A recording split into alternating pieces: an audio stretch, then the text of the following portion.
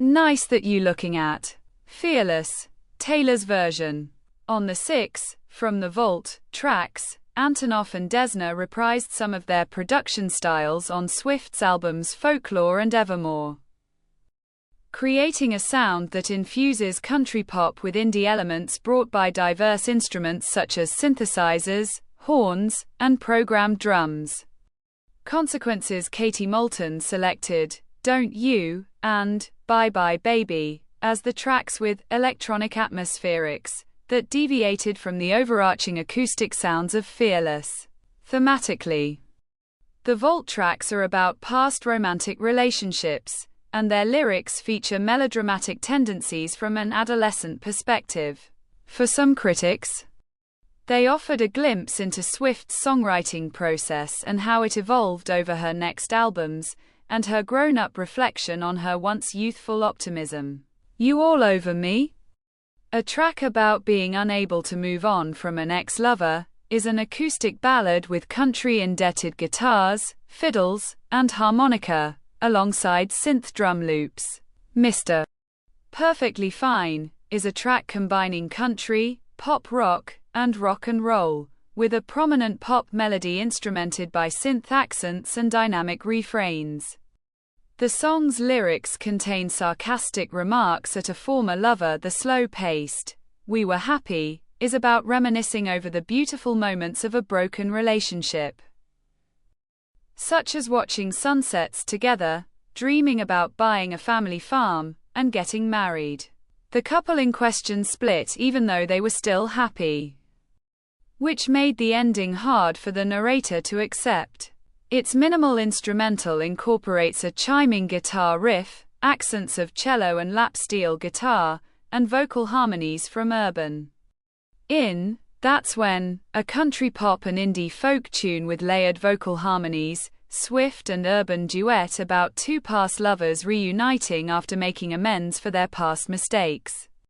Don't You is a minimalist pop track with an atmospheric electronic production that incorporates layered keyboards, including a prominent Rhodes piano throughout, flutes, electric guitars, and drums. The lyrics of Don't You depict the narrator running into a former lover and pining for their past relationship. The closing track, Bye Bye Baby, whose demo had circulated on the internet for years, is about the narrator being resolute in letting go of a broken romance that no longer serves them. Its melancholic production consists of thrumming beats and a unison of violin, Wurlitzer organ, and flute. Compared to the extensive promotional rollouts of Swift's other albums, Fearless, Taylor's version, was preceded by a rather minimal campaign that relied on social media. Pitchfork included it in their list of the most anticipated albums for spring 2021. On February 11th, Swift announced Fearless, Taylor's version, on Good Morning America and her social media. The following day, she released Love Story, Taylor's version. It peaked at number 1 on the Hot Country Songs chart and made Swift the second artist after Dolly Parton to have both the original and re-recorded versions of a song atop the chart. Two Vault tracks, You All Over Me and Mr. Perfectly Fine, were released for download and streaming on March 25th and April 7th. Both reached the top 10 on Hot Country Songs. They respectively peaked at number 6 and number 2. Before releasing the track list on April 3rd, Swift teased the titles of the Vault tracks through an animated clip containing scrambled anagrams on her social media. In the hours leading up to the album's release, Swift released snippets of some re-recorded tracks across social media platforms. On April 8th, the singer-songwriters Olivia Rodrigo and Conan Gray, whom had been contacted by Swift, posted clips of themselves dancing to excerpts of You Belong With Me, Taylor's version, on TikTok, and White Horse, Taylor's version, on Instagram.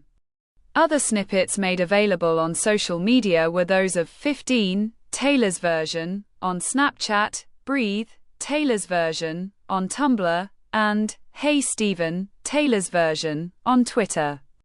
She again appeared on Good Morning America to preview Fearless, Taylor's version. Related merchandise including clothes and accessories all featured the extended moniker, Taylor's version.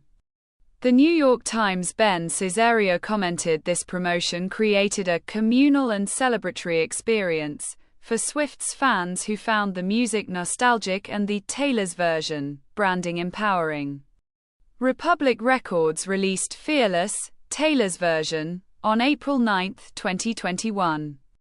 The cover artwork is a sepia-toned photograph of Swift shot from a low camera angle that shows herself with wind-blown hair locks.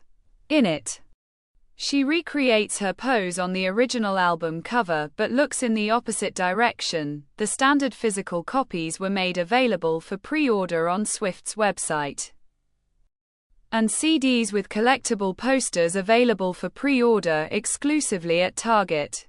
The vinyl LPs came in 2 editions, one golden in color and the other red. The former was available on Swift's website and the other at Target. Swift appeared on The Late Show with Stephen Colbert on April 13, 2021. In the weeks after the album's release, Swift put out 4 streaming exclusive compilation chapters that feature select tracks from Fearless, Taylor's version, the Halfway Out the Door chapter, the Kissing in the Rain chapter, the I Remember What You Said Last Night chapter, and the From the Vault chapter. On September 20, 2021, she released limited edition autographed CDs exclusively via her website for 72 hours. Fearless, Taylor's version, amassed 50 million global first-day streams on Spotify. In the United States, the album was Swift's 9th consecutive to debut atop the Billboard 200. Of its first-week tally of 291,000 album equivalent units, 179,000 were pure album sales. It was first re-recorded album to reach number 1 and registered the biggest sales week for a country album since 2015. With Folklore, Evermore, and Fearless, Taylor's version, Swift became the first female artist to have 3 number 1 albums in less than a year. Fearless, Taylor's version, was her 6th number 1 on top country albums, and 18 of its tracks charted on Hot Country Songs the same week. The album made Swift return to the top of Billboard's Artist 100 chart for a record-extending 47th week. Following the release of its vinyl LPs and signed CDs, Fearless, Taylor's version, returned to number 1 on the Billboard 200, for a second week, from number 157. The third largest jump to number 1 in history. It was the 5th best-selling album of 2021 in the United States, with sales of 521,000 copies. Fearless, Taylor's version, had accumulated 1.81 million album equivalent units, of which 737,000 were pure sales, in the United States by July 2023. On Metacritic, a review aggregator site that assigns a normalized score out of 100 to ratings from mainstream publications, Fearless, Taylor's version, received a weighted mean score of 82 based on 17 reviews, indicating universal acclaim. Any Decent Music compiled 16 reviews and gave it an average score of 7.7 out of 10. Critics praised the re-recording's production for remaining faithful to the original and felt it had an enhanced quality. Many complimented the production as crisper and warmer, but Rolling Stone's Jonathan Bernstein thought the re-recorded tracks were less slick. The Guardian's Alexis Petridis and the Daily Telegraph's Neil McCormick wrote that Fearless, Taylor's version, made them appreciate Fearless as an outstanding album filled with catchy melodies. Praise also directed towards Swift's vocals for how they became fuller and richer while retaining the teenage sentiments. But some said that her voice conveyed the messages from a nostalgic or rather melancholy perspective, and at times lost the earnestness of the original recordings. Another point of praise was Swift's lyrics.